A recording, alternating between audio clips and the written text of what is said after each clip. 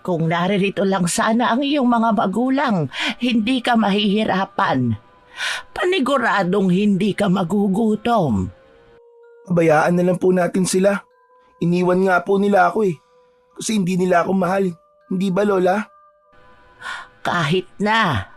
Parang tinakbuhan kanila ng kanilang responsibilidad eh. Ay nako, ano kaya kung magpaampon ka sa isang mayamang pamilya? Si Lola naman. Ayaw po kitang iwan, Lola. Ikaw po nagpalaki sa akin. Kaya obligasyon ko rin po na suklian ng kabutihan niyo po sa akin. Huwag kang mag-isip ng ganyan, Apo. Hindi naman kita inuobliga. Isa pa, ang bata mo pa. Kung kaya ko lang ang magtrabaho, sana hindi ka nahihirapan. Kayo mag-alala, Lola. Kapag lumaki na po ako, magtatrabaho po ako ng mabuti at nang may ahon ko po kayo sa hirap. Dahil sa hirap ng kanilang buhay, paminsan-minsan, tubig na lang ang naging pantawid gutom ng maglola. Hindi naman nagagawang makapagtrabaho ni Lola Jacinta, gawa ng mahina na ang mga buto nito. Paminsan-minsan, kung magkataon na nakakalabas si Ongkoy at nakakapanglimos, kahit paano ay may pagkain siyang madadala sa kanilang bahay. Hindi naman nagrereklamo si Ongkoy dahil para sa kanya, hindi mahalaga ang kung ano mang yaman hanggat magkasama sila ng kanyang lola. Nang gabing yun, natulog silang dalawa na tanging tubig ang pinangtawid nila sa kanilang gutom. Kinabukasan, Lola Jacinta, pupunta lang po ako sa tapat ng simbahan ha. Manglilimos lang po muna ako at baka sakaling swertihin. Mag-iingat ka, Apo. Huwag kang lalayo at baka kung mapaano ka, ha?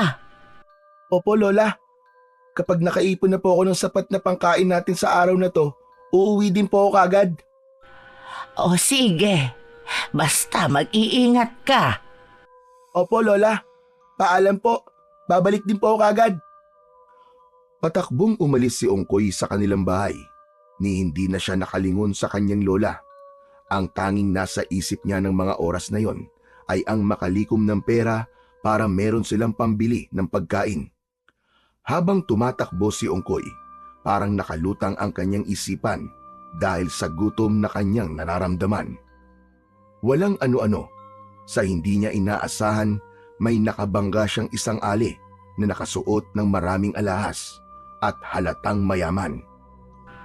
Ano ka bang pulubi ka? Bakit hindi ka tumitingin sa dinadaanan mo? Naku, patawad po, Ali. Hindi ko po sinasadya. Bakit? Nasaan ba ang mga magulang mo at pineperwisyo mo ang kalye rito? Hindi naman po ako namimirwisyo ah. Ang sakit niyo naman po magsalita. Eh, totoo naman ah. Ni hindi mo nga magawang makatingin sa iyong dinadaanan eh. Patawad po. Hindi ko po kayo kagad napansin. Hindi ko matatanggap ang paghingi mo ng tawad. Ang dapat sa'yo, mawala sa kalyeng ito.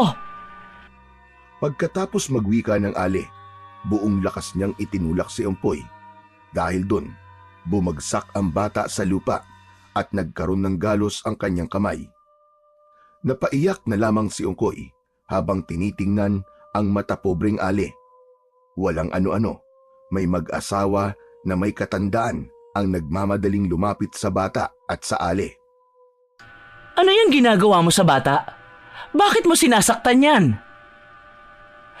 Senyora Concha, kayo po pala. Nadapa po kasi siya kaya binala kong tulungan sana. Huwag ka nang magsinungaling, Alma. Nakita namin kung anong ginawa mo. Ngayon pa lang, nalaman na namin ang tunay mong ugali. Pero senyor, huwag ka nang magpaliwanag. Hindi namin kailangan ng isang tagapangasiwa ng negosyo ng matapobre.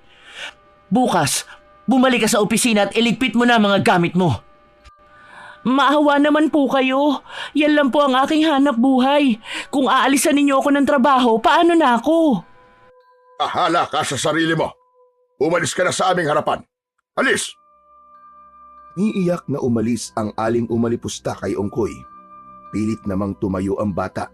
Saka nagpasalamat sa mag-asawang dumating para ipagtanggol siya. Napaiyak na rin siya dulot ng kanyang naranasan sa aling yun. Sa tanang buhay niya, yun ang unang beses niyang nakaranas ng pangaalipusta at pangmamaliit sa kapwa niya. Hindi niya inaasahang mararanasan pa niya yun sa isang taong parang kumpleto naman ang pinag-aralan. Huwag ka nang umiyak. Wala na ang aling yon. Akala mo kung sinong anghel kapag nasa trabaho. Ito pala ang tunay niyang ugali kapag nasa labas siya. Mabuti na lang at nakita natin. Teka, ano ba ang pangalan mo, iho?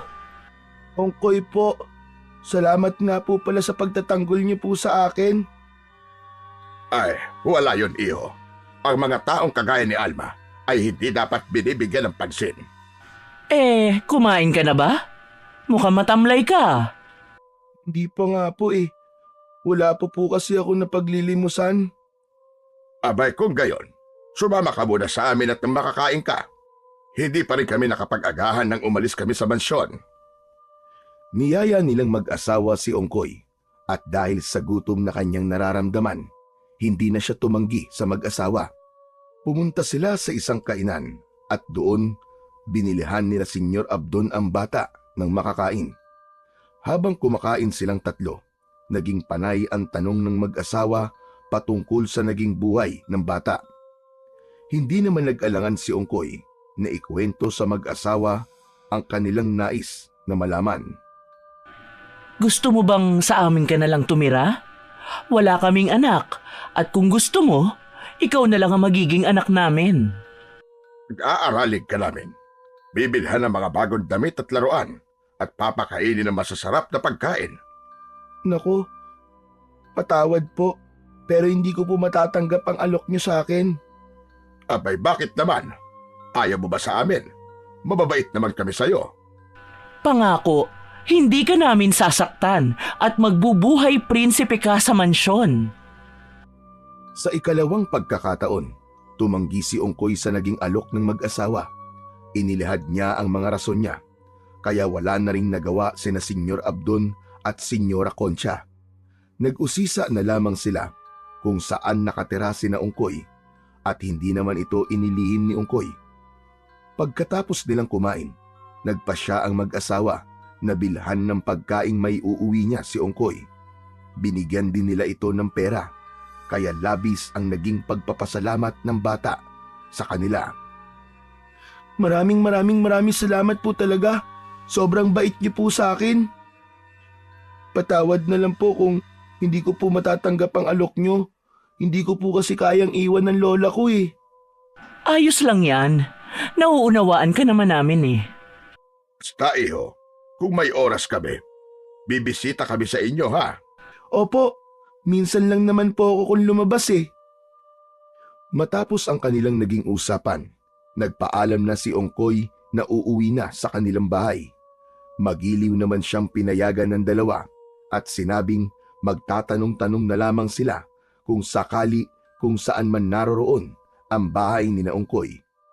Nang umalis na ang bata, umalis na rin ang dalawang matanda. Nang mga panahong yun, walang paglagyan ang tuwa ni Ongkoy. Pasipul-sipul pa siya habang patakbong umuwi sa kanilang tirahan. Nung makarating na siya sa kanilang bahay, agad niyang tinawag ang kanyang lola. Lola! Lola Sinta! Lola, tingnan niyo po oh, may dala po akong pansit. Kumain na po kayo nang maibsan po ang gutom niyo, Lola. Aba, ay ang aga mo yatang nakauwi, apo. At may dala ka pang pansit. Tindi lang po yun, Lola. May pera pa po ko. Tuwang-tuwa na ipinakita ni Ongkoy ang kanyang pera sa kanyang lola. Noon din, kumuha siya ng pinggan at tinidor, saka isinalin doon ang dala niyang pansit. Ibinigay niya yun sa kanyang lola upang kainin ito. Napangiti naman ang matanda at nanabik sa pagkaing dala ng kanyang apo. Ubusin niyo po yan, Lola. Busog na po kasi ako eh. Mukhang sinuwerte ka ngayon, apo ah. May dala pang pansit. Alam mo bang matagal na akong hindi nakakakain ito? Opo, Lola. Sobrang swerte po talaga. Alam niyo po ba, may mag-asawang mayaman na nagmagandang loob sa akin. Iniligtas po nila ako sa mapang-aping babae at pinakain pa po nila ako, saka binigyan po ako ng pera. Aba, ang galing ah. Teka, bakit hindi mo sila isinama rito at nang makapagpasalamat naman ako sa kanila? Sa susunod na lang daw po eh. Saka parang balak talaga nila akong dalawin. Baka naaawa po. Bakit naman, Apo? Ikinuwento ko po kasi sa kanila ang buhay natin at sinabi ko po sa kanila kung ano po ang kalagayan natin. Sinabi pa nga po nila na gusto raw po nila akong ampunin dahil wala po silang anak. Anong sinabi mo? Sabi ko po sa kanila, hindi po pwede kasi wala po kayong kasama at ayaw ko pong mawalay sa inyo. Ano naman ang tugon nila? Wala naman po. Ewan ko. Basta, ayaw ko pong sumama sa kanila. Hindi po kita iiwan, Lola. Pero malay mo, sa kanila pala gaganda ang kinabukasan mo, Apo. Ayoko po, Lola. Mas gusto ko pong nasa tabi nyo. Wala po akong pakialam sa mga material na bagay. Mas gusto ko po kasama ko po kayo. Pero Apo, isipin mo rin ang sarili mo. Kung saan ka masaya at kung saan ka uunlad, doon ka. Pabayaan mo na lang ako. Matanda na ako eh. Di, Lola, hindi. Hindi po kita pababayaan. Hindi po kita iiwan kahit na ano pa man po mangyari. Wala nang nagawa ang matanda sa naging pasya ng kanyang apo. Sinabihan na lamang niya si Ongkoy na ito ang bahala. Basta mag-iipon ito para sa kanyang kinabukasan. Sinabi pa ng matanda kung gaano kahalaga ang bukas, kaya kailangan itong mapaghandaan ng bata. Kung kaya ko lang sanang magtrabaho, naku ginawa ko na. Kaso, sobrang hina na ng aking mga tuhod. Wala akong magawa kung hindi ang ipagdasal ang kaligtasan mo sa araw-araw. Yan lang ang tanging maitutulong ko sa iyo, Apo. Huwag po kayong mag-alala, Lola. Darating po ang araw na mas magiging malakas ako. Maghahanap po ako ng trabaho at hindi na ako manlilimos para lang may makain tayo. Basta, huwag mo ring kalilimutan ng magdasal. Kailangan mo ng gabain ng Diyos sa araw-araw. Kahit ganito lang tayo, kung matibay ang ating paniniwala sa Kanya, makakaraos tayo. Patangulang si Ongkoy sa kanyang lola Sinta. Alam niyang may punto ang matanda, kaya sumang-ayon siya rito. Nang matapos na sa pagkain ang kanyang lola, nagpasya siyang dalhin na sa kusina ang pinagkainan nito. Minabuti rin niyang hugasan na ang mga pinagkainan nila nang nakaraang gabi at umigib na lang din ng tubig. Nung makaalis na siya sa kanilang bahay, sa hindi niya inaasahang pagkakataon, nakaramdam siya ng kakaibang kaba. Kailangan makauwi kaagad ako. Baka kailangan ako ni Lola. Kahit anong bali niya sa ibang bagay, hindi pa rin nawawaglit sa kanyang isipan ang kanyang Lola Jacinta. Dahil dito, mas binilisan pa niya ang kanyang pag-igib hanggang sa makabalik siya sa kanilang bahay. Alam mo, Apo, pumunta rito ang mag-asawa. Ang bait pala nilang dalawa. Ano? Sino po? Ang mag-asawa na may katandaan na ikinuwento mo sa akin. Sina Senyor Abdon at Senyora Concha. May dala pa nga silang mga pagkain at bigas para sa atin. Bakit daw po sila pumunta rito, Lola? Wala naman, Apo. Bibisita lang daw sila. Dahil nangungulila raw sila sa'yo. Ano kanyo? Nangungulila? Hindi naman po nila ako kamag-anak ah. Pero alam mo, kung aampunin ka nila at magpapaalam sila sa akin, hindi ako tututol. Alam kong magiging mabuti ang kalagayan mo sa kanila. Hindi po, Lola. Hindi po ako papayag na ampunin ng kung sino man. Hindi po kita iiwan, Lola. Hindi po. Ayoko po. Napailing ang matanda sa sinabi ni Ongkoy. Sinabi pa niyang hindi naman siya pumayag nung buksan ng dalawa ang usapin patungkol sa pagpapaampun niya sa bata. Umiyak na noon si Ongkoy at nakiusap sa kanyang lola na huwag siyang ipamigay.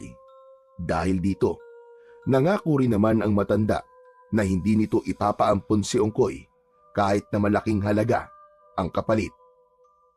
Ipangako niyo po, Lola. Ipangako niyo po sa akin. Ayoko pong sumama talaga sa kanila. Ayoko pong mawalay sa inyo, Lola. Ayoko po, ayoko. Oo na. Basta, ipangako mo rin sa akin na magpapakabait ka at hindi ka magbibisyo. Huwag kang tumulad sa ibang bata riyan, ha? Po, pangako po, Lola. Hindi po ako magbibisyo. Mahal ko po kayo at hindi ko po kayang mawalay sa inyo, Lola. Dahil dinalhan ng mayamang mag-asawa sina Ongkoy ng bigas at mga uulaming delata, minabuti niyang magsaing nang sa gayon ay meron silang magiging pananghalian. Kahit pa na gusto ng bata na magpasalamat sa dalawa. Pero kinabahan siya at kinutuban ng hindi maganda. Parang may kung ano sa kanyang isipan ang nagsasabi na ang lahat ng kabutihan nila ay may kapalit. At hindi pa niya alam kung ano yon. Kung ano man ang pakay nila o pinaplano, hindi ako papayag na mawalay kay Lola. Hindi ako magpapaampon kahit na anong mangyari. Upang makalimutan ang pangamba niyang nararamdaman, itinuon na lang ni Ongkoy ang kanyang pansin sa mga gawaing bahay. Tumigil na lamang siya nung oras na ng pananghalian at nagsalo silang dalawa ng kanyang Lola Jacinta. Yun ang unang beses niyang nakapagsaing makalipas ang halos 3 linggo. At yun lang din ang unang beses nilang makatikim ng delatang ulam. Kaya gano'n na lang ang kanilang pananabik. Nang matapos silang kumain, sa halip na bumalik sa lansangan para mamalimos ulit, nagkaroon ng oras si Ongkoy para maglaro kasama ang ibang bata. Hindi niya namalayan ng oras at natigil lang siya sa paglalaro nang mawari niyang madilim na ang paligid. Mabilis siyang tumakbo, pauwi sa kanilang bahay. Lola Jacinta? Lola Jacinta? Oh, bakit, apo? Ay, nandyan lang po pala kayo. Wala naman po, Lola. Akala ko po kung napano na po kasi kayo dahil hindi po kayo sumagot kaagad. Dahil madilim na rin ang paligid at may natira pa silang kanin, yun na lamang ang kanilang pinagsaluhan. Pagkatapos nilang kumain, nagpasya na silang dalawa na magpahinga na. Agad namang nakatulog ang matanda. Subalit kahit na anong gawin ni Ongkoy ay hindi niya magawang makatulog. Pakiramdam niya ng mga oras na yon ay may mga matang nakamasid sa kanila ng kanyang lola mula sa siwang ng kanilang tagpi-tagping dingding. Bakit kaya hindi man lang ako dinadalaw ng antok? Ano kayang nangyayari sa akin? Nasa ganong sitwasyon siya nang makarinig siya ng mahinang pagyabag sa kanilang bubong. Inisip ni Ongkoy na baka pusa lang yun at naghahanap ng makakain. Kaya hinayaan na lang niya. Subalit pagkalipas lamang ng ilang minuto, nakarinig naman siya ng mahinang paghuni ng tiktik.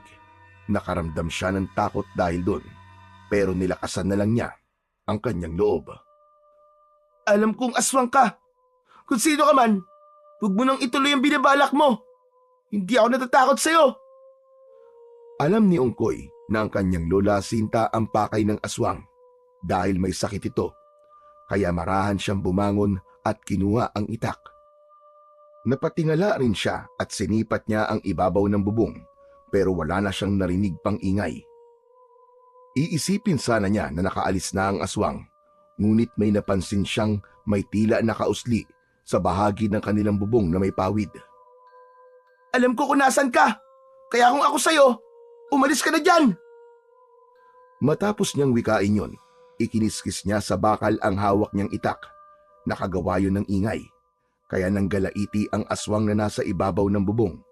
Pagkatapos nito, may narinig na lang si Ongkoy nakalabog sa bubungan ng kanilang bahay. Paniguradong yun na ang aswang. Lumipat siya sa kabila. Apo, ano yon? Bakit parang may kalaban ka? Wala na po, Lola. Nakaalis na po ang aswang. Lumapit si Ongkoy sa bintana at sinubukang sumilip doon. Maswerte siyang maliwanag ang buwan, kaya kitang-kita niya ang labas ng kanilang bahay. Sinipat niya ng maigi ang bubungan ng kanilang kapitbahay At gano'n na lamang ang gulat niya nang mapagtanto niyang may nakasampang roon na isang itim na nilalang. Amoy rin niya ang malansang samyo nito, kaya nalaman niya kagad kung ano yun. Lola, may aswang po sa kabilang bahay at malamang yun po ang aswang na nanggaling dito sa atin. Buti at nagising ka nung dumating yon. Oo nga, abot hanggang dito ang malansang amoy niya. Ewan ko nga ba, Lola?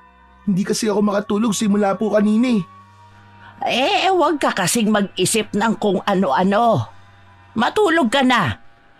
Tiyak na hindi na babalik ang aswang na yun dito. Dahil niyaya siya ng kanyang lola Sinta, walang nagawa si Ongkoy kung hindi ang sundin ang sinabi ng matanda. Muli siyang nahiga at ipinikit ang kanyang mga mata. Sa kabutihang palad, nakatulog siya at hindi na disturbo ang kanyang pag-idlip. Kinabukasan, saktong pagkagising nilang dalawa, nakarinig sila ng sunod-sunod na pagkatok sa kanilang pintuan. Tao po! Tao po! Lola Sinta! Ongkoy! Naririyan ba kayo? Ongkoy? Tia Jacinta? Tao po! Sandali po! Medyo nag-alangan si Ongkoy na pagbuksan ang dalawa. Subalit dahil sumenyas ang kanyang lola na papasukin ng mag-asawa, wala na siyang nagawa kung hindi ang pagbuksan ang mga ito. Magandang umaga, Ongkoy. Magandang umaga ho, Tia Jacinta. Magandang umaga rin po sa inyo. Ano pong pakay nila? Gusto sana naming yayain kang mamasyal kung ayos lang naman sa inyo. Wala kaming makakasama, kaya gusto ka naming dalhin. Ayos lang ba? Hindi ko po alam eh. Itanong na lang po nyo kay Lola. Ayos lang po ba, Tia Jacinta? Siya, sige. Basta iuwi nyo rito ang bata bago magtakip silim, ha? Pero wala po akong damit na maisusuot. Hindi na problema yan, iho. Binilang kita ng bagong damit kahapon. Talaga po? Oo naman, Ongkoy. Naawa kasi ako sa'yo kasi luman-luma na ang damit mo. Salamat po kung ganun. Hala, sige. Maligo ka muna roon at nang maisukat mo ang damit. Nakakahiya naman kung madudumihan mo kaagad yan. Agad na nagpaalam si Ongkoy para maligo.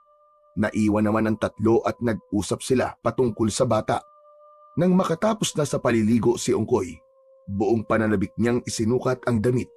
Dahil sa labis niyang pananabik, nakalimutan na rin niya ang sinabi niyang mas mahalaga sa kanya ang kanyang lola Sinta kaysa sa anumang bagay. Aba, tamang-tama sa'yo, apo. Bagay talaga. Talaga po ba, Lola? Oo, Ongkoy. Ako talaga ang pumili niyan at alam kong babagay yan sa iyo. Nagpasalamat si Ongkoy sa lalaki. Sinabi naman ng kanyang lola na pwede na silang umalis para mamasyal. Pero bago pa man sila lumisan sa bahay ni Ongkoy, sinabi ng bata na bibilhan na muna niya ng makakain ang kanyang lola. Agad siyang lumabas at nang makabalik siya ay may dala na siyang mga tinapay. Ito na po muna ang kainin niyo, Lola. Bibili na lang po ako ng maiuulam natin mamaya. Sige, apo. Mag-iingat kayo, ha? O paano? Mauuna na po kami, Manang Jacinta. O siya. Sige. Napalingon na lang si Ongkoy sa kanyang lola at napangiti. Nakita niya ring may ngiti sa mga labi ang kanyang lola, pero may halong lungkot ito. Babalik na sana siya roon at wag nang sasama sa mag-asawa. Subalit, sinenyasyan siya ng kanyang lola na tumuloy na lamang. Tangulang ang naitugon ng bata sa matanda at tuluyan na siyang sumama kina Senyor Abdon at Senyora Concha. Pagkatapos ng buong araw na paglilibot at pamimili, inihatid na ng dalawa si Ongkoy sa kanilang bahay. Marami itong dala, hindi lamang para sa kanya, kung hindi pati na rin sa kanyang lola. Maraming salamat po, Senyor Abdon, Senyora Concha. Napakabuti niyo po sa akin. Ayos lang yan, Ongkoy. Ang importante, magiging masaya ka at ang lola mo. Binuksan ni Ongkoy ang pintuan ng kanilang bahay, saka agad na pumasok doon. Pinapasok na rin niya ang mag-asawa at dahil sa naging ingay nila, nagising si Lola Jacinta. Narito na pala kayo. Oho, Manang. May mga pasalubong kami para sa inyo. Sige na, Ongkoy. Ipakita mo sa lola mo ang mga binili natin. Ipinakita ni Ongkoy ang mga binili nila para sa matanda.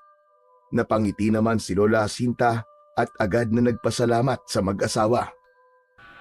Kayo talaga, nag-abala pa kayo. Pero maraming salamat dito. Hindi ko man ito maisusuot sa pagsimba, pero salamat pa rin. Bibihira lang kasi akong makatanggap ng mga bagay-bagay sa ibang tao dahil wala rin naman akong maibibigay. Hindi na humahalaga yun. Ang importante, masaya kayo at naging masaya rin ang apo ninyo. Hindi ba, Ongkoy? Opo. O siya, mauuna na po kami. Madilim na kasi ang paligid at baka mabagal ang trapiko. Nagpaalam at nagpasalamat ang maglola kina Senyor Abdon at Senyora Concha. Inihatid pa sila ni Ongkoy patungo sa labasan at nang makasakay na ang mga ito sa kanilang sasakyan, patakbong bumalik si Ongkoy sa kanilang bahay. Saktong pagkarating niya roon, naabutan niyang umiiyak ang kanyang lola. Hala, Lola, bakit po kayo umiiyak? Wala ito, apo. Natutuwa lang ako kasi kahit paano, napupunan nila ang mga pagkukulang ko. Huwag na po kayong umiyak, Lola. Hindi ko naman po kayo ipagpapalit kahit kanino eh. Ikaw pa rin po ang aking lola at hindi ko po kayo iiwan.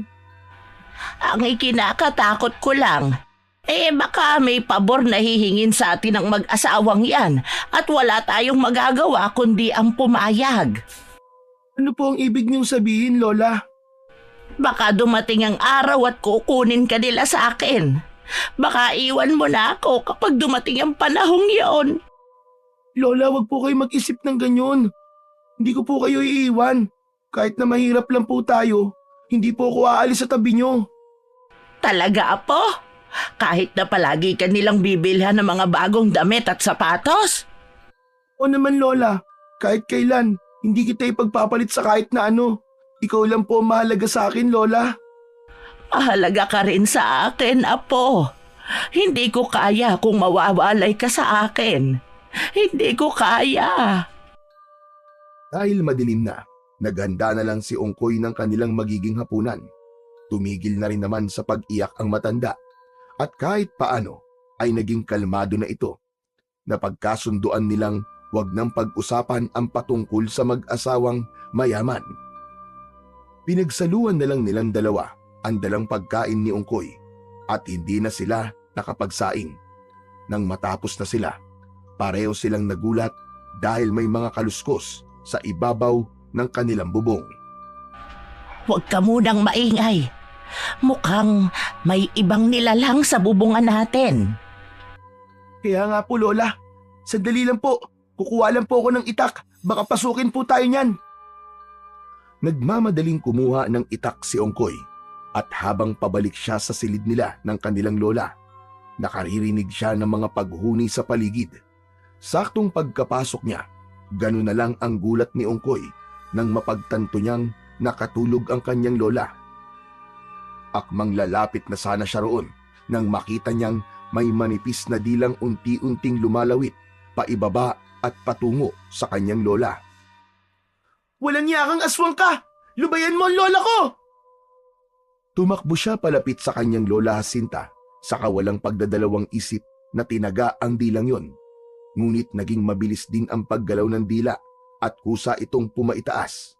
Napatingala na lang si Ongkoy at mas lalo siyang nanggalaiti nang makita niya ang dalawang nagbabagang mga mata. Nang makita naman ng nilalang si Ongkoy, natakot ito at nagmadaling umalis. Dinig pa ng bata ang ingay sa mga bubong ng kanilang mga kapitbahay. Subukan mo lang kami na biktimahin ng lola ko. Hindi ako magdadalawang isip na pumatay. Kung inaakala mong bata ako at walang magagawa, diyan ka nagkakamali. Handa akong ibuwis ang buhay ko. Maprotektahan lamang si Lola Jacinta. Dahil masarap ang naging tulog ng kanyang lola, napagpasyahan ni Ongkoy na wag na lamang itong gisingin. Minabuti niyang magbantay na lang sa paligid hanggang sa dumating ang madaling araw. Kinabukasan, Oh, bakit parang kulang ang tulog mo, Apo? hindi po kasi ako ganong nakatulog kagabi, Lola. Nagbantay po ako sa paligid. Kasi po, Lola, muntik na po kayong mabiktima Mabiktima ng ano? ng aswang po, Lola. Nang bumalik po kasi ako sa silid kagabi, nakatulog na po kayo at kita ko pong may dila ng aswang na muntikan na pong dumampi sa inyo. Ano? Nakatulog ako kagabi? Opo, Lola. Marahil po, kagagawan din po yun ng aswang. Walang hiyang aswang na yan. Paniguradong babalik siya rito. Kaya nga po kailangan nating magmatsyag, Lola. Sigurado po ako, ikaw po ang pakay nun dito. O kung hindi man po, baka may buntis po dito sa atin at nadadamay ka lang. Siguro nga, Apo. Huwag kang mag-alala. Mag-aantabay na rin ako magmula mamayang gabi. Sige po, Lola. Magmula noon, bawat gabing dumaraan ay hindi pinapalampas ng aswang. Bumibisita ito kina Ongkoy at pumipirmi sa bubungan. Dahil dito, madalas ay parehong kulang ang tulog ng maglola. Hindi na rin napapadalas ang pagdalaw ng mayamang mag-asawa kina Lola Sinta at Ongkoy. Isang dapit hapon, sa hindi malamang rason ng dalawa, ay pareho silang hindi mapakali. Lola Sinta, kinakabahan po ako. Hindi ko po malaman yung dahilan. Ako rin, Apo. Para bang may nakamasid sa atin. O kung hindi man, parang may kung anong mangyayari. Hindi kaya dahil to sa madalas na pagbisita ng aswang sa atin, Lola? Hindi ko alam, Apo. Pero kailangan mong maghanda. Pakiramdam ko, sa bawat araw at gabing dumaraan, mas lalo akong nanghihina. Lola, wag ka po magsalita ng ganyan. Kapag nagkapera po ako, bibili ako ng bitamina po para sa inyo. Huwag na, Apo. Mag-aaksaya ka lang ng pera mo. Itabi mo yan para may magamit ka sa pagdating ng panahon. Hindi po. Ang pera po, makikita ko naman po yun, kikitain ko po yun. Mas mahalaga ka sa akin kaysa sa pera, Lola. Basta, unahin mo ang sarili mo. Matanda na ako at anumang oras kukunin ako ng Diyos. Lola, sinabi na po wag po kayo magsalita ng ganyan eh. Hindi ka pa po mamamatay. Hindi ba't minsan ka po nangako sa akin na hindi niyo po ako iiwan, Lola? Oo, Apo. Pero hindi natin kayang ilihis ang tadhana. Kung ano man ang nakaukit para sa akin at para sa iyo, kahit anong gawin pa natin, hindi natin yon mababago. Pero Lola, hindi ko po kayang mabuhay nang wala po kayo. Maging ako rin. Ngunit, mas maigi kung handa ka sa lahat ng posibleng mangyari, Apo. Magsasalita pa sana si Ongkoy nang biglaan silang makarinig ng pagkatok. Pareho silang walang inaasahang bisita. Kaya maging si Lola Jacinta ay napakunot ang noo at nagtaka kung sino ang kumakatok. Tingnan mo nga, Apo, kung sino yan. Sige po, Lola. Sandali lang po. Naglakad si Ongkoy patungo sa pintuan nila at nang naroon na siya, bago niya buksan ito'y sumilip muna siya sa siwang. Nang malaman niya kung sino ang naroroon sa labas, lumakas ang kabog ng kanyang puso. Ngunit dahil naghihintay ang kanyang lola at nais nitong malaman kung sino ang kumakatok, dahil dito, binuksan na lang niya ang pintuan at tumambad sa kanya ang mayamang mag-asawa. Senyor Abdon, Senyora Concha, kayo po pala. Hali po kayo at pumasok po muna kayo. Lola Sinta, sila Senyor Abdon po at Senyora Concha pa lang narito. Nako, kayo palang dalawa. Anong sadya ninyo rito? Wala naman po, Manang. Medyo matagal na kasi kaming hindi nakakadalaw sa inyo. Kumusta naman kayo rito, Tia Jacinta? Ayos lang naman. Eto, kahit paano nakakaraos din. Teka, Ano bang tunay na sadya ninyo rito? Ang totoo niyan, gusto sana naming humingi sa inyo ng kaunting pabor lamang. Ano ba yan? Kaso ho, baka magalit kayo. Ay bakit? Masama ba ang hihingi ninyong pabor? Hindi naman po. Kung papayagan niyo sana, gusto naming isama si Ongkoy sa bahay. Kahit mga 3 araw lang siya roon. Ihahatid naman po namin siya sa inyo pagkatapos ng 3 araw. Biglang natahimik si Lola Jacinta nang marinig niya ang tunay na pakay roon ng mag-asawa. Napatitig siya kay Ongkoy at nang mapansin niyang umiiling ang bata. Hindi ko kayo mapapayagan. Mahal ko ang aking apo at hindi ko kayang mawalay siya sa aking tabi. Ganun po ba? Sige po, pasensya na po kung nakaabala kami sa inyong pagpapahinga. Ayos lang, walang problema. Apo, ihatid mo na nga ang 2 yan. Matutulog na tayo. Napatango si Ongkoy sa kanyang lola. Napahiya naman ang mag-asawa, kaya nagpaalam na sila at dire-diretsyong naglakad. Nang nasa labas na sila, nagpaalam sila kay Ongkoy.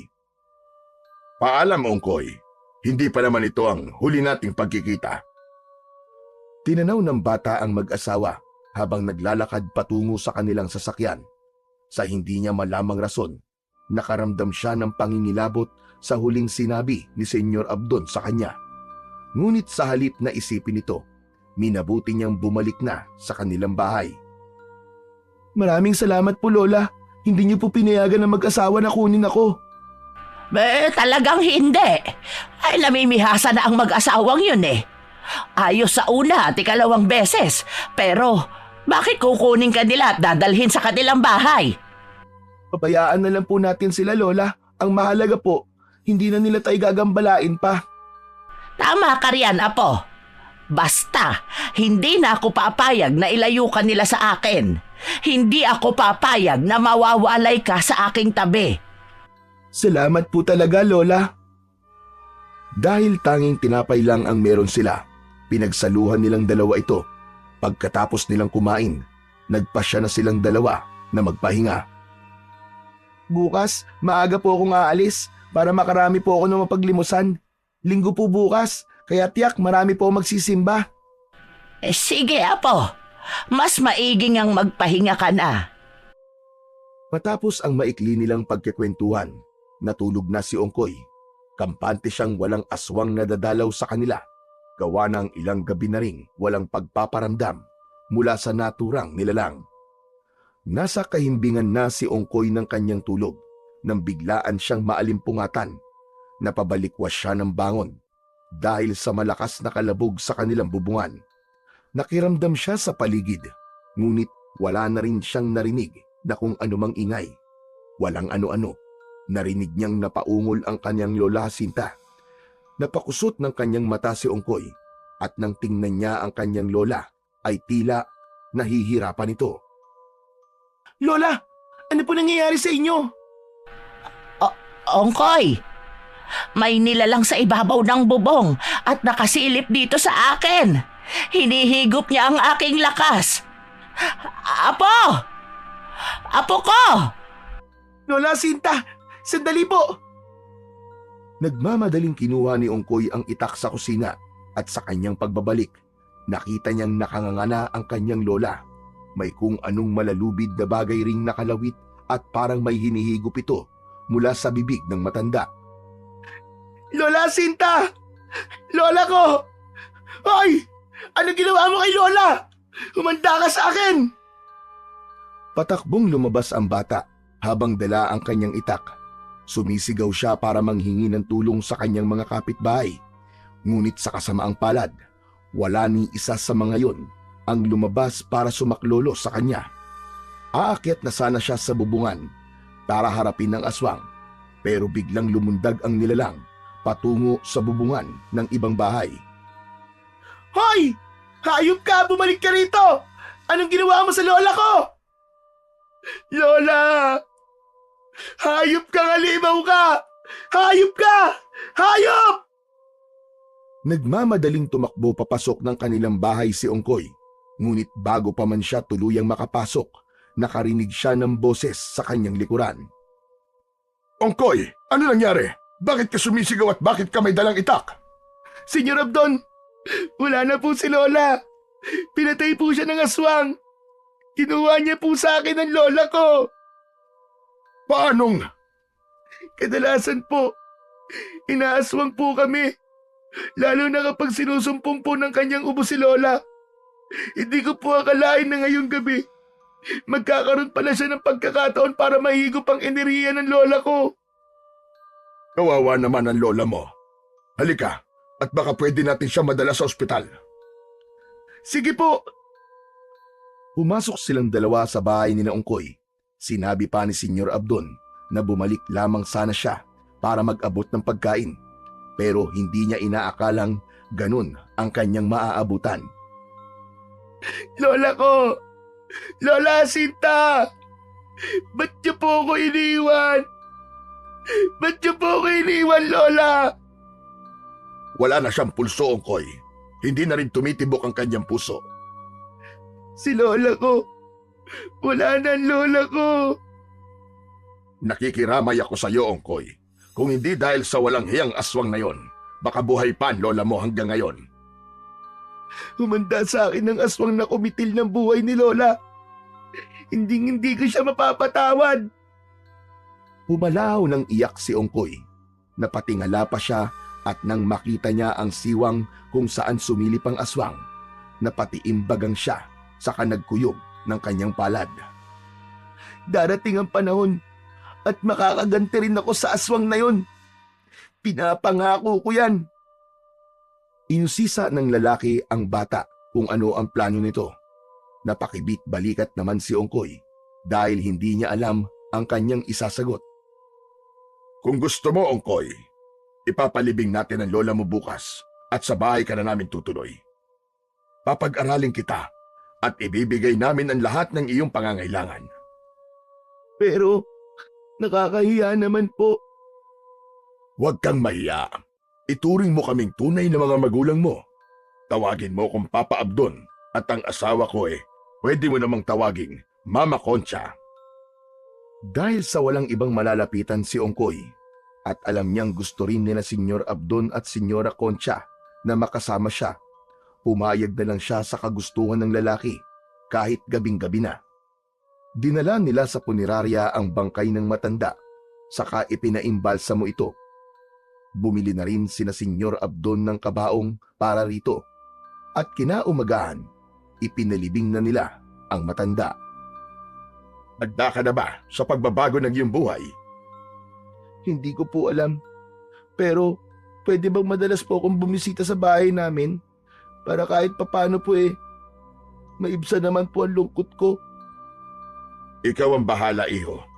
Basta kung ikakasaya mo, hindi kami tututol dyan. Maraming salamat po.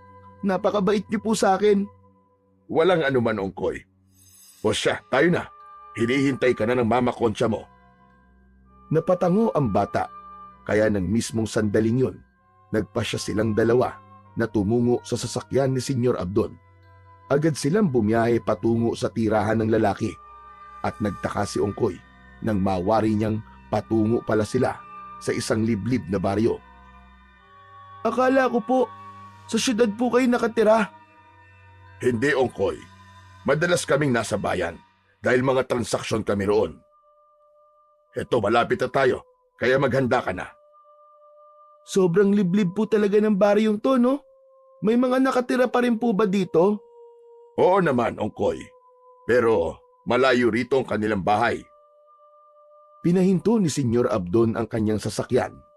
Bago pa man gumalaw, iginala na muna ni Ongkoy ang kanyang paningin sa paligid at nang makita niya ang malaking bahay na nasa tapat lang nila, napanganga siya at humanga.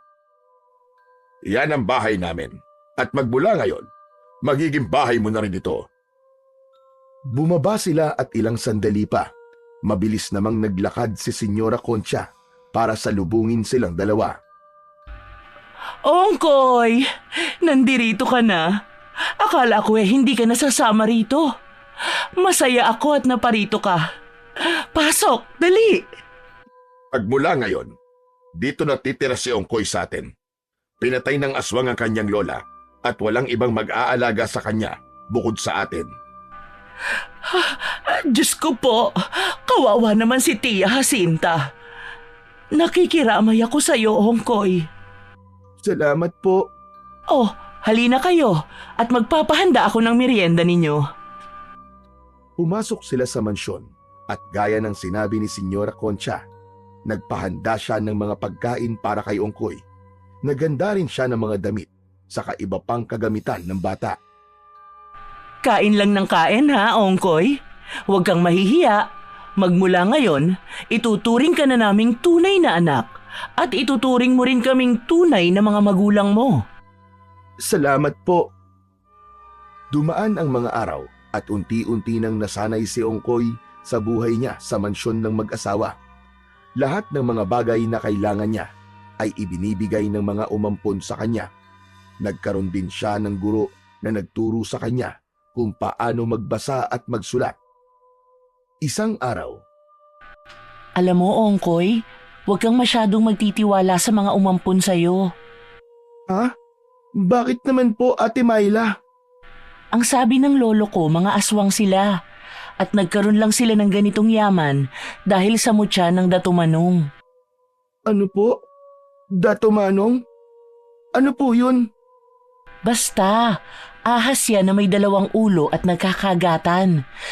Sinasabi na ang sino mang magtatangan niyan, tiyak na magiging makapangyarihan at yayaman ng husto. Pero, totoo po bang mga aswang sila? Hindi ko alam. Mamaya, kabilugan ng buwan, matyagan mo ang kanilang galaw. Tiyak na malalaman mo ang lihim nila. Pero ate, natatakot po ako. Ano kaya kung samahan niyo po ako? Hindi pwede. Magdududa sila kung naririto pa ako para magturo kahit na gabing-gabi na. Kaya mo yan, Ongkoy. Paano po kung totoo po ang sinasabi niyo? Ano po ang gagawin ko? Hindi ko alam. Basta, mag-iingat ka at huwag kang magpapahalatang may nalalaman ka sa kanilang pagkatao. O sige na, uuwi na ako ha. Magpapaalam pa ako kina Senyor Abdon at saka Senyora Concha. Inilabutan si Ongkoy sa kanyang nalaman. Hindi niya alam kung totoo ang sinabi ng kanyang guro, pero may kung ano sa loob niyang nagtutulak sa kanya para alamin ang totoo. Hindi kaya may kinalaman sila sa pagkamatay ni Lola? Teka, ilang linggo na pala akong hindi nakakadalaw sa puntod niya. Bukas nga, dadalaw ako ron. Sumakit ang ulo ni Ongkoy sa kakaisip, kaya pumasok na muna siya sa kanyang silid para magpahinga. Nahiga siya sa malambot niyang kama at hindi niya namalayang nakatulog siya. Nagising na lamang siya nang katukin siya ni Senyora Concha upang makapaghapunan. Ongkoy, anak? Kakain na tayo. Lumabas ka na riyan. Sandali lang po, susunod na lang po ako. Nang wala na si Senyora Concha, sumunod na rin si Ongkoy sa kanya. Kailangan makapagpaalam ako sa kanila. Pupunta ako sa sementeryo bukas. Gusto kong dumalaw sa puntod ng lola ko. Nang makarating siya sa hapagkainan, sumabay siya sa pagkain sa kanyang Papa Abdon at Mama Concha. Napagkwentuhan naman ng dalawa ang patungkol sa pag-aaral ni Ongkoy, kaya magiliw namang ibinahagi ng bata ang kanyang naging karanasan. Wala bang ibang sinasabi sa iyo ang Ate Myla mo, Ongkoy? Sinasabing ano po, wala naman po kaming ganong na pag-uusapan kung hindi ang patungkol lang po sa aming leksyon. Baka kasi kung ano-ano na ang sinasabi niya para siraan lang kami. Hindi natin gaanong kabisado ang ugali ng babaeng yun. Wala naman po, pero kung meron man, kayo po ang unang makakaalam. Huwag lamang siya magkakamali na magkwento ng mga hindi makatotohanang bagay sa iyo. Ayoko may lumason sa utak mo. Basta anak, kung may problema ka patungkol sa guru mong yun, sabihin mo lang. Anumang oras ay kaya natin siyang palitan. Sige po. Siya nga po pala, Papa Abdon, Mama Concha, pwede po ba akong dumalaw sa puntod ni Lola Jacinta? Huwag muna, anak. Masyado pa kaming abala ng mama mo. Marami pa kaming inaasikaso. Kung magkakaroon kami ng oras, sasamahan ka namin. Pero nangungulila na po kasi ako sa kanya eh. Kahit na ako na lang po ang dadalaw ron. Kapag sinabi kong sa susunod na lang. Pero po, Wala ng pero-pero. Ako ang masusunod sa pamamahay na ito. Huminahon ka, Abdon. Maghunos dili ka. Anak natin yung kausap mo. Tawad, Ongkoy, kung nagalit ako. Sa susunod na lang. Pwede ba yon? Medyo abala pa kasi kami dahil sa dami ng kliyente. Basta, pangako. Kapag nagkaroon na kami ng oras, 3 tayo na dadalaw sa lola mo. Pangako yan. sige po, titiisin ko na lang po muna ang pangungulila ko sa kanya. Pagkatapos kumain ni Naongkoy, nagpasya siyang pumasok kagad sa kanyang silid. Halos walang paglagyan ang kanyang sama ng loob dahil sa inasta ng kanyang Papa Abdon. Napaiyak na lang siya ng tahimik, gawa ng sobrang pangungulila niya sa kanyang lola. Nasa ganong kalagayan siya nang makarinig siya ng mga yabag sa tapat ng pintuan niya. Nagtaka siya kung ano yon, pero minabuti niyang wag na lamang pansinin. Mas pinili ni Ongkoy ang maiblip upang kahit paano ay makalimutan niya ang kanyang lola Sinta. Makaraan ang ilang oras, nagising siya dahil sa ingay na nagmumula sa labas ng kanilang bahay. Ano kayang meron? At parang may pinagkakaguluhan ng mga tao sa labas. Dulot ng kanyang pagiging kuryoso, minabuti niyang maglakad patungo sa pintuan. Ninais ni Ongkoy na lumabas sa kanyang silid upang tignan kung ano ang nangyayari sa labas. Ngunit laking gulat niya dahil nung subukan niyang buksan ang pintuan, hindi niya magawang itulak ang pinto. Walang ya! Sinadya ba nilang ikandado ako dito? Hindi! Kailangan ko makalabas dito! Kailangan ko malaman kung ano nangyayari sa labas!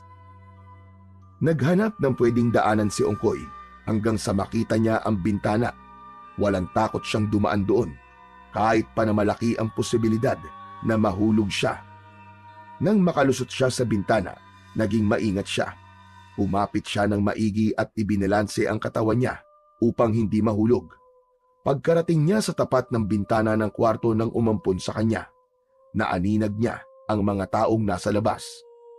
Bunsod nito, naghanap ng pwesto si Ongkoy hanggang sa klaro na sa paningin niya kung ano ang talagang nangyayari. Hindi! Totoo ang sinabi sa akin ni Ate Myla! Mga aswang nga sila! Kitang-kita niya kung paano katayin ng mga naroroon ang isang lalaki at inilalaga nila ang hiniwang parte ng katawan nun sa malaking kawa. Naghalo-halo na ang emosyong nararamdaman ng bata. Nasa kalagitnaan siya ng kanyang pagmamasid nang marinig niya ang tinig ng mag-asawang umampun sa kanya. Sigurado ka bang hindi makakalabas ang batang yon? Mamaya, baka masaksihan niya ang piging sa labas ng bahay. Oo, tama ka. Ikinandado ko ang pinto ng kwarto niya. Abdon, may aaminin ako sa'yo. Ano yung Concha? Ano na naman ang ginawa mong mali? Wala naman. Ang totoo niyan, ako ang pumatay sa matanda. Sa matanda? Kay Jacinta. Pinatay ko siya para makuha natin ang bata. Walang hiya. Kaya pala hindi ka na nakasabay sa akin. May iba ka palang pakay. Teka. Saan mo ba inilagay ang datumanong? Baka mamaya pagkainteresan niya ng ibang aswang at kunin sa akin. Sandali lang. Napatiim bagang si Ongkoy dahil sa kanyang narinig. Halos maiyak siya, pero pinigilan niya ang kanyang sarili para hindi siya mahuli ng dalawa. Ilang sandali pa, narinig ni Ongkoy ang paglangit-ngit ng pinto, kaya agad siyang napatago. Bahagya rin siyang sumilip sa dalawa nang nakapasok na sila sa silid. Ito, nasa ilalim lang ng lagayan ko ng damit. Inilagay ko sa maliit na baul para hindi madaling makita. Magaling kung ganon. Ingatan natin ang maigi ito. Alam naman natin na dito nagmumula ang yaman at kapangyarihan. At tiyak na sa kangkungan tayo pupulutin kapag nagkataon.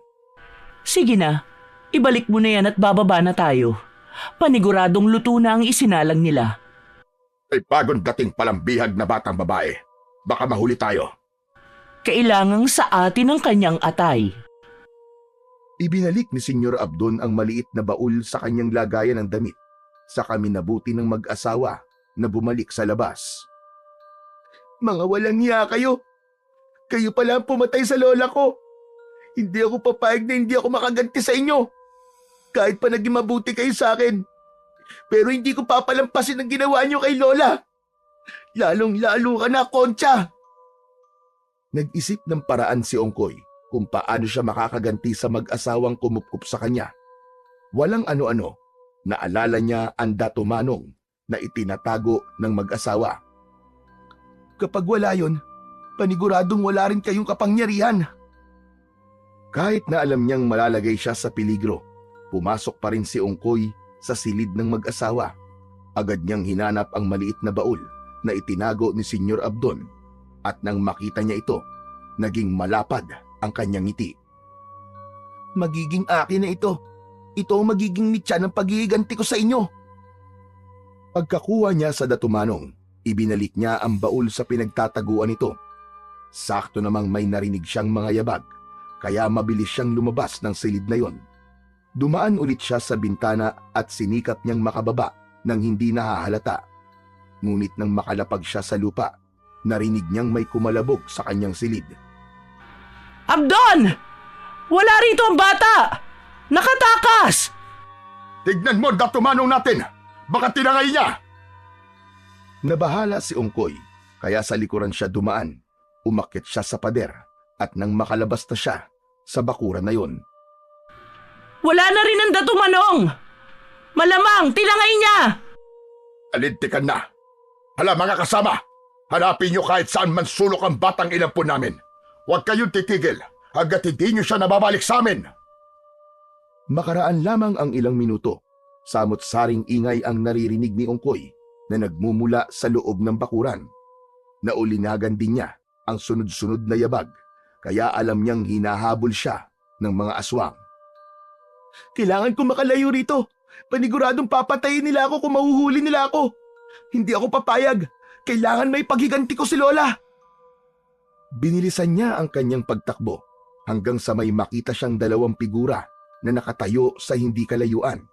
Kahit na maliwanag ang buwan, hindi niya naaaninag ang muka ng dalawa. Bilis! Ongkoy! Tito! Sina Ate Myla pala! Salamat sa Diyos! Bago pa man siya magpatuloy sa kanyang pagtakbo, napalingon pa si Ongkoy sa kanyang pinanggalingan at nakita niyang hinahabol siya ng mga naglalakihang aso. Bunsod nito, nagpasya siyang lumapit na lang sa kanyang guro at sa kasama nito. Ate Myla, tama nga po sinabi mo, mga aswang nga po sila. Tumakas po ako sa kanila, kaya hinahabol po nila ako. Sinasabi ko na nga ba? Tama ang sinabi ni Lolo. Siya nga pala, Ongkoy. Ito si Lolo Gusting ko. Nagmano si Ongkoy sa matandang kasama ng kanyang guro. Halina kayo! Kailangan natin makauwi kagad! Panandalian lang ang tagabulag na taglay natin! Hindi po nila tayo makikita, Lolo. Hindi! Aakalain nilang sa ibang direksyon ka nagpunta, kaya hindi na nila tayo masusundan. Nakita mo ba ang datumanong ng mag-asawa? Nakuha mo ba? Ano po hindi ate. Bakit naman? Sana, kinuha mo na lang.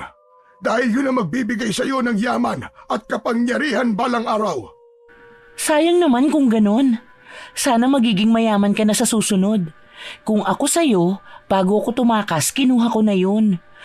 Tutal, malalagay din naman ako sa peligro. Kunin ko man yon o hindi. Nung una, ayaw sanang sabihin ni Ongkoy na nakuha na niya ang datumanong ng mga aswang. Ngunit nang lumaon, nakonsensya siya dahil alam niyang gusto lang naman siyang tulungan ng maglolo. Ang totoo po kasi niyan naririto po sa akin ang datumanong. Kinuha ko po, kaya siguro grabe po ang galit ng mag-asawang yun. Pero hindi po. Ito po ang kabayaran sa kanilang ginawa. Ha? Anong ibig mo sabihin, iho? Pinatay po nila ang lola ko. Desperado po silang mampun ako. Kaya nang tumutol po si Lola Jacinta na dalhin nila ako sa kung saan, nagalit po sila. Sigurado ka bang sila ang pumatay sa lola mo? Opo, rinig na rinig ko po mismo ang pag-uusap nila. Si Senyora Concha po ang pumatay kay Lola. Mga hayop sila! Mga hayop! Kung gayon, mas kailangan mo mag-ingat, iho. Pansariling interes lang nila ang kanilang iniisip. Huwag kang mag-alala. Tutulungan ka namin sa abot ng aming makakaya. Hindi ba, Lolo? Oo naman. Ang kasamaan ng mga aswang na kagaya ni Abdon at Concha ay kailangan ng tuldukan. At ngayon, nakuha mo na ang iniingatan nilang Dato Manong. Magugulat ka na lang. Wala na sa kanila ang kung anumang meron sila ngayon. Basta, huwag kang papayag na mahuli nila ha. Kung nagkataon na mahuli ka nila, tiyak na magiging katulad din ng lola mo ang iyong kapalaran. Opo, mag-iingat po ako. Maghihiganti po ako sa kanila. Nagpatuloy sila sa kanilang paglalakad hanggang sa makarating sila sa tapat ng isang bahay na gawa sa kawayan. Nandirito na tayo. Mauna na kayong dalawa sa loob at susunod na lamang ako.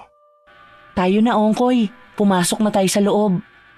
Sige po ate. Pero ano po ba ang gagawin ni Lolo Gusting sa labas? Hindi ko alam. Baka maglalagay lang siya ng pangontra o pambakod sa buong bahay. Madalas naman niyang gawin yan. Ganun po ba? Sana po, hindi na tayo masundan ng mga aswang dito, no? Huwag kang mag-alala. Si Lolo ang bahala sa kanila kung masundan man nila tayo. Pagpasok nila sa loob ng bahay ni na Lolo Gusting, sinigurado nilang nakasara ang bintana ng maayos. Pareho silang napasilip sa siwang at nagulat sila nang makitang maraming aswang pala ang naroroon. Sina Senyor Abdon! Sila yan! Diyos ko po! Anong ginawa nila? Bakit parang may kung anong pinag-uusapan ng lolo mo at ang aswang? Hindi ko alam kung ano man ang kanilang pinag-uusapan, Ongkoy. Mukhang nagkasundo sila. Hindi kaya ipapahuli ako ng lolo mo sa mga aswang na yon? Hindi gagawin ni Lolo yan. Tingnan mo. Wala man lang silang ginagawa sa isa't isa. Magkasabwat sila. Magkasabwat kayo! Nagmadaling lumapit si Ongkoy sa bintana.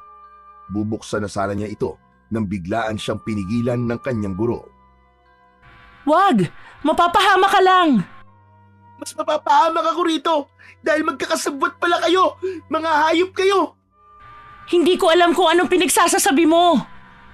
Hindi na kailangang ipaliwanag. Magkaibigan ng lolo mo at ang mga aswang at malamang. Sinabi niya nang nandito ako sa loob niyo. Magsasalita pa sana ang dalaga nang biglaan silang makarinig ng kalabog. Agad silang napasilip sa siwang at pareho silang kinabahan nang makita nilang nakalupasay na sa lupa si Lolo Gusting habang pinaliligiran ng mga aswang. Hindi na nakapalag ang matanda dahil alam niyang dehado siya. Kapag hindi mo ibinigay sa akin ang bata, papatayin kita at maging ang buong angkan mo. Hindi ako natatakot sa iyo. Alam kong hindi rin magtatagal ang iyong kapangyarihan. Magiging isa kang simpleng aswang na lamang. Kung hindi mo ilalabas si Ongkoy, susunugin namin ang bahay mo! Alam mga kasama, paligiran ang kubong yan. Pinaligiran ng ibang aswang ang bahay ni na Lolo Gusting. Ang matanda naman, dinakip nila at hinayaan itong pagkakalmutin at bugbugin ni Senyor Abdon. Ongkoy! Kapag hindi mo ibinalik sa amin ang kinuha mo, tinitiyak ko sa iyo na mamamatay ang matandang ito. Lumabas ka riyan, anak! Uuwi na tayo! Pangako! Dadalaw tayo sa puntod ng lola mo! Bawat araw! Tahimik na nakamasid sa mga aswang sa labas sina Ongkoy at Ate Myla. Nang mapansin ng matanda na nakasilip silang dalawa, sumenyas itong huwag silang lalabas. Ano ang ating gagawin? Sinasaktan na ni Senyor Abdon si Lolo. Hindi ko alam ate. Lalabas na lang kaya ako at babalik sa mansyon. Wag! Kapag ginawa mo yun, magiging walang saysay ang pagtakas mo. Nandito ka na. Hindi ka na dapat pang bumalik sa mansyon. Kung gayon, kailangan natin labanan ng mga aswang na yon. Nasa kalagitnaan sila ng kanilang pagbubulungan nang mapansin nila ang mga aswang na sinusubukang makalapit sa bakuran ni na Lolo Gusting. Kahit na anong gawin nila, hindi sila makakapasok. May mga pangontra rito at kahit na ang pinakamalakas na aswang, kaya nitong pigilan. Kung gayon po, ligtas po tayo rito. Ang problema lang, paano natin maililigtas ang lolo mo? Sandali lang ha. Malis ang guro ni Ongkoy. Pagbalik nito, may dala siyang itak sa kabuntot ng pagi. Ikaw ang gumamit nitong buntot ng pagi. May datumanong ka, kaya hindi madaling makakapalag sa iyo ang aswang. Sige ate. Noon din, lumabas sila sa bahay ni na Lolo Gusting. Umangil naman ang mga aswang at animoy sabik na umatake kina Ongkoy at Myla. Subalit sa halip na matakot, mas nangibabaw sa kanila ang kagustuhan na mailigtas ang matanda. Bakit kaya hindi man lang ginagamit ni Lolo ang kakayahan niya? Hindi kaya sinasadya niya yan para mas madaling matalo ang mga aswang? Lumabas silang dalawa sa bakuran at agad silang pinaligiran ng mga aswang. Ano pang hinihintay nyo? Kunin ang datumanong ko sa batang yan!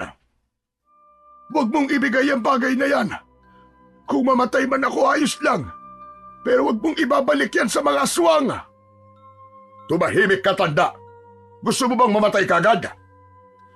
Dahil inutusan sila ng kanilang kinikilalang pinuno, mas lalo pa silang naging agresibo. Sinugod nila si Myla at Ongkoy, kaya walang nagawa ang dalawa kung hindi ang labanan ang mga aswang. Sa bawat pagtama ng buntot ng pagi sa mga nilalang, napapahiyaw ang mga ito. Kahit pa na anong ilag nila, hanggat nakatuon sa kanila ang atensyon ni Ongkoy, nagiging walang silbi yun. Mas galingan niyo pa! Baka magbago ang isip ko at ibalik ko ang datumanong sa inyo! Huwag kang magpakakampante, Ongkoy. Mga aswang ang kalaban natin. Sige lang ate, nandirito na tayo, kaya kailangan nating tapusin to. Hindi nakaramdam ng pagod sina Ongkoy. Ang bawat aswang na lumalapit sa kanila, nilalatigo niya yun ng buntot ng pagi. Kapag mabubuwal sa lupa ang mga ito, agad din itong pinupugutan ng ulo ni Myla. Sa maikling panahon lamang, lahat ng mga aswang na sumubok na paslangin sila ay nagawa nilang patumbahin. Hindi ko inaakalang may tinatago pala kayong kakayahan sa pakikipaglaban. Lalo ka na, Ongkoy. Mga hayop kayo! Kayo ang pumatay sa lola ko! Magbabayad kayo ng mahal! Anong pinagsasabi mo, ha? Huwag ka na magmaang-maangan pa! Lalong-lalo ka na, Concha! Ikaw pala ang umatake sa bahay ng gabing yon. Kung nalaman ko lang sana kagad, nilaso na lang kita! Wala na ang lola mo. At kahit na anong gawin mo, hindi na siya mabubuhay muli. Ang pwede mo lang gawin ngayon, ibalik ang datumanong at sumama sa amin pabalik sa mansyon. Hindi! Mga demonyo kayo! Kita ko kung paano nyo kinatay ang inyong biktima. Kung alam ko lang na aswang kayo, una pa lang, ay hindi na ako sumama sa inyo. Huling pagkakataon mo na ito, Ongkoy. Ibalik mo sa amin ang datumanong at sumama ka sa amin o papatayin namin ang matanda sa kayang apo niyang traidor. Huwag kang makinig sa kanya, Ongkoy. Kung gagawin mo yan, papatayin ka lang din niya. Ang dapat sa mga aswang na kagaya nila ay pinapatay. Akmang magpupumiglas pa sana si Lolo Gusting nang biglaan siyang sinakal ni Senyora Concha. Bitawan mo ang lolo ko! Ito ang nararapat sa'yo! Susugod na sana si Myla para tagain sa likuran si Senyora Concha nang biglaan siyang harangan ng dalawang aswang na siyang dumakip kay Lolo Gusting. Wala itong nagawa kung hindi ang manlaban. Subalit sa kasamaang palad, naging walang silbi ang itak niya sa lakas ng dalawang aswang. Kahit na anong piglas nito ay hindi siya pinakawalan ng dalawa. Nang makita naman ni Senyora Concha na hinahawakan na ng dalawa si Myla, ibinaling niya rito ang kanyang pansin. Isa ka ngang traidor! Talagang nararapat kayong mamatay ng iyong lolo! Mas traidor ka, Concha! Mas demonyo ka! Pakawalan niyo sila! Hindi! Ibigay mo muna sa amin ang datumanong at sinisiguro kong pakakawalan ko silang dalawa. Hindi! Kailangan pakawalan mo muna sila bago ko ibigay ang datumanong. Nang mga panahong yon, Kinuha ni Ungkoy sa kanyang bulsa ang bagay na hinahanap ng mga aswang. Ipinakita niya ito sa mag-asawang aswang. O sige, kayo ang mamili. Itatakas ko ito, papakawalan niyo ang dalawang yan. Tignan na lang natin kung sino mawawala ng yaman at kapangyarihan. Sige, sige. Pakakawalan namin ang isa sa kanila at ibibigay mo yan sa amin. Kapag naibigay mo na, saka ko na pakakawalan ng isa pa. Huwag kang pumayag, Ungkoy. Iisahan ka lang nila. Nagalit si Senyor Abdon kay Lolo Gusting dahil sa sinabi nito, kaya buong lakas niyang sinuntok sa tiyan ang matanda. Agad na napasukan ng dugo si Lolo Gusting, kaya napasigaw na si Myla. Si Lolo na lang ang pakawalan ninyo at ako ang gawin ninyong bihag. Maawa kayo sa kanya. Hindi! Kailangan dalawa kayo ang pakakawalan! O sige, pakakawalan ko ang dalawang ito. Pero iabot mo sa akin ang Dato Manong. Pakawalan mo muna sila! Napailing na lang si Senyor Abdon sa sinabi ni Ungkoy. Napatawa naman si Senyora Concha dahil sa pagmamatigas ni Ungkoy. Walang ano-ano, parehong pinakawalan sina Lolo Gusting at Myla. At dahil hilang hinana ang matanda, nabuwal na lang ito sa lupa. Lolo Gusting! Sandali po at aalalayan kita. Yan na, pinakawalan ko na sila. Ibigay mo na sa akin ang Dato Manong ko. Lumayo ka sa akin, Apo. Tulungan mo na lang si Ungkoy. Huwag mong ibigay sa kanya ang Dato Manong, Ungkoy. Matapos magwika ni Lolo Gusting, mabilis siyang napatayo. Itinulak niya rin si Myla para makapunta ito kay Ungkoy. Tumakas na kayo! Bilisan niyo! Pagkasigaw ni Lolo Gusting ng mga katagang yon, may hinugot siyang patalim sa kanyang tagiliran at walang pagdadalawang isip na sinaksak niya sa leeg si Senyora Concha. Nangisay ang senyora at sumirit ang dugo mula sa kanyang sugat. Ilang sandali lang, nabuwal na ito sa lupa. Hayop ka! Magbabayad ka sa ginawa mo sa akin! Tumakas na kayo habang may panahon pa! Ako nang bahala rito! Humanda ka, matanda ka! Papatayin kita! Sa halip na alalayan ang kanyang asawa, hinarap ni Senyor Abdon si Lolo Gusting. Nagulat pa siya nang makita niyang hindi naman pala mahina ang matanda. Inihanda na lang din ng matanda ang kanyang sarili at nang makita niyang nakalayo na sina Myla at Ungkoy, napangisi ito. Katapusan mo na ngayon, Abdon! Ikaw ang tapos sa ating dalawa, tanda! Nilabanan ni Lolo Gusting si Senyor Abdon. Kahit na matanda na ito, kung ikukumpara sa aswang, hindi siya nagpatinag dito. Subalit, dahil aswang ang naging kalaban niya, hindi nagtagal at nabuwal siya sa lupa. Ang hinihintay mo, aswang! Patayin mo na ako! Pero isa lang ang masasabi ko. Kahit ilang beses mo pa akong patayin, hindi mo na mababawi ang Dato Manong kay Ungkoy! Hindi totoo yan. Makukuha ko pa rin ang Dato Manong ko. Papatayin kita! Papatayin ko kayong lahat! Magsasalita pa sana si Lolo Gusting nang biglaan siyang inapakan sa ulo ng aswang. Nadurog ang bungo niya at nang mapagtanto ni Senyor Abdon na wala ng buhay ang matanda, winakwak nito ang tiyan nun sa kakinain ang puso at atay. Abdon! Tulungan mo ako! Tulungan mo at sarili mo, Concha. Hahabulin ko pa mga bata at kukunin ang ninakaw nila mula sa akin. Maawa ka! Abdon! Hindi pinakinggan ng lalaki ang pagmamakaawa ng kanyang asawa. Tumakbo siya para habulin sina Ungkoy at Myla. Sa kabilang dako, walang tigil sa pagtakbo ang dalawa. Umaasa silang may tutulong sa kanila. Ngunit wala silang nadadaan ng bahay. Wala ring hawak na itak si Myla at si Ungkoy lamang ang may pangontra sa mga aswang. Mukhang naririyan na ang aswang. Anong gagawin natin, ate? Wala na tayong magagawa kundi ang labanan yan. Kung hindi natin yan lalabanan, tiyak na tutugisin niya tayo kahit saan man tayo magpunta. Walang ano-ano, may lumundag sa kanilang harapan.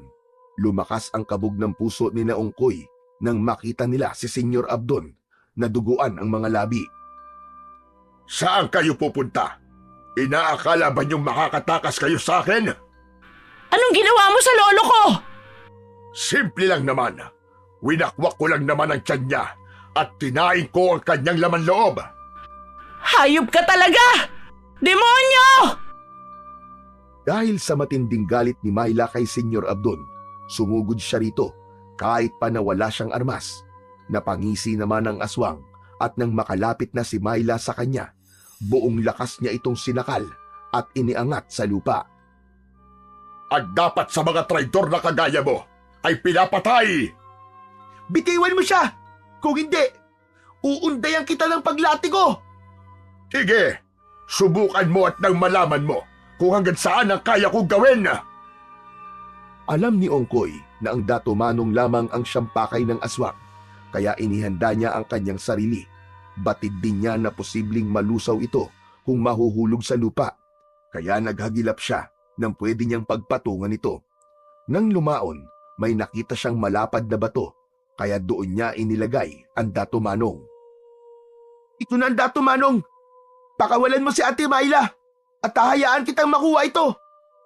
Sige, pero siguraduhin mo lang na hindi mo ko iisahan, bata. Sige na! Pakawalan mo na siya! Nang mismong sandaling yon, pinakawalan ni Senyor Abdon si Myla sa kanilapitan ang malapad na bato kung saan nakapatong ang mutya ng Dato Manong. Mabilis namang tumakbo ang babae patungo kay Ongkoy at sinabing hindi sana niya ipinagpalit ang Dato Manong para lang sa kanyang kaligtasan.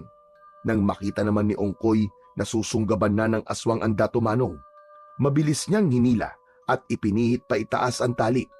Ito ay palihim niyang nilagay habang tumatakas sila ni Myla. Sinigurado lamang niyang hindi mahuhulog sa lupa ang anting-anting. Kaya pala para kang abala kanina. Kailangan na natin makaalis! Hayop ka! Traidor! Magbabayad ka, bata ka! Papatayin ko kayong dalawa! Pagkatapos magwika ni Senyor Abdon, biglaan itong nagpalit ng anyo sa isang malaking aso. Nagbabaga ang kanyang mga mata at naglalaway siya habang nakatitig kina Ongkoy. Umalis na tayo rito, Ongkoy. Baka kung ano pa ang gawin niya sa atin. Hindi ate, tatapusin ko ito at nang makuha na rin ni Lola ang hustisya. Walang ano-ano, sumugod ang malaking aso kina Ongkoy. Mabilis ang galaw ng aswang, ngunit ng mga panahong yon, parang nag-ibayo rin ang lakas at bilis ng bata. Saktong pagkalapit ni Senyor Abdon, nilatigo ito ni Ongkoy. Tinamaan ng aswang sa mata, kaya panandalian itong natigilan. Nagwala si Senyor Abdon dahil sa kirot na kanyang nararamdaman. Bunsod nito, nagkaroon naman ng pagkakataon si Ongkoy para undayan ng paglatigo ang aswang. Papatayin kita! Hindi lang niyo alam kung gaano kahirap ang mawalan ng taong nagaruga sa'yo! Ng taong simulat sa pool, kasama mo na! Ilang beses pang sinubukan sagpangin ng aswang si Ongkoy, ngunit nagawa niyang ilaga nito.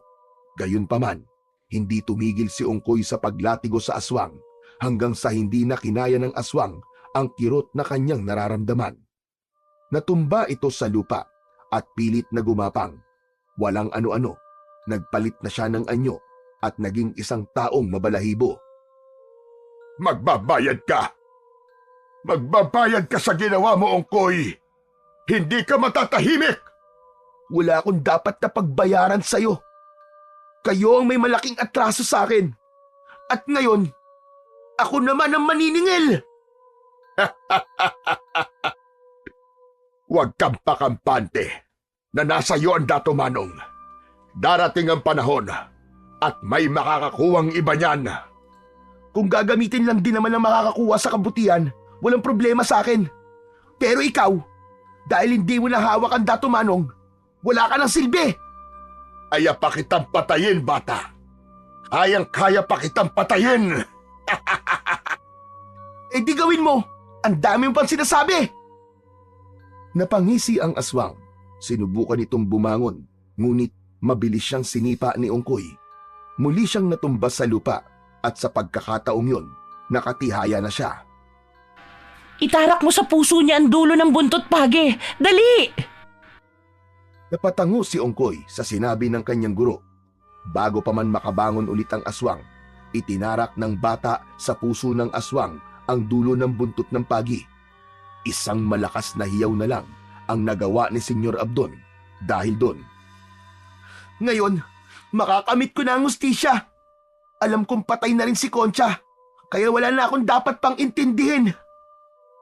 Agad na binawian ng buhay si Senyor Abdon dahil sa lasong naroroon sa matulis na dulo ng buntot ng pagi. Nagpasya na rin sina Ongkoy at Myla na umuwi na sa bahay ni Lolo Gustin.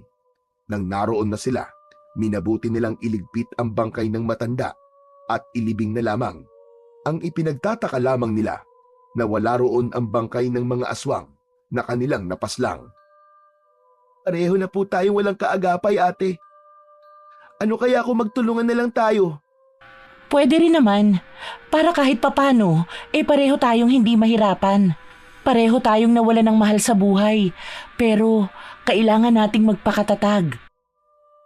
Hanggang sa tuluyang lumaki si Ongkoy, kasakasama na niya ang kanyang ate Myla. Marami silang pinasok na negosyo at sa kabutihang palad, lahat yun ay naging matagumpay. Naging sobrang yaman ni Ongkoy at nagkaroon din siya ng mataas na katungkulan sa politika. Si Myla naman, nagkaroon ng malaking negosyo ng mga tela na nagsusupply sa buong bansa. Ang perang ito ay para sa mga mahihirap. Ibibigay natin ito sa kanila, ate. Oo, Ongkoy. Kailangan din nating lumingon kung saan tayo nanggaling. Ngayong malayo na ang ating narating, dapat nakaapak pa rin sa lupa ang ating mga paa. Kada linggo, namimigay sila sa mga tao. Naging bukas din ang kanilang mansyon sa mga nais manghingi ng tulong. Kailanman, hindi nila pinagdamutan ang mga taong lumalapit sa kanila, lalo na ang lubos na nangangailangan. Habang patagal ng patagal, mas lalo pang yumaman sina Ongkoy. Hindi rin nila nakalimutang magpasalamat sa Diyos dahil sa mga biyaya na kanilang natatanggap. Gayunpaman, hindi sinabi ni Ongkoy ang katotohanan sa mga tao na nakuha niya ang datumanong ng mag-asawang aswang na minsan ding naging makapangyarihan sa buong angkan nito. Mas pinili ni Ongkoy na gamitin ang mutya ng datumanong sa kabutihan. Kasabay nito ang lihim niyang pagbabantay sa paligid kung sakali man na muling magasik ng lagim ang mga aswang. Nakahanda siyang ipagtanggol ang mga inosenteng tao laban sa mga kampon ng kadiliman at hindi siya papayag na may aswang na muling magmamay-ari ng datumanong. Ipinangako niya sa kanyang sarili na kahit kailan ay pangangalagaan niya ito at hindi na kailanman maghahari ang kasamaan laban sa kabutihan.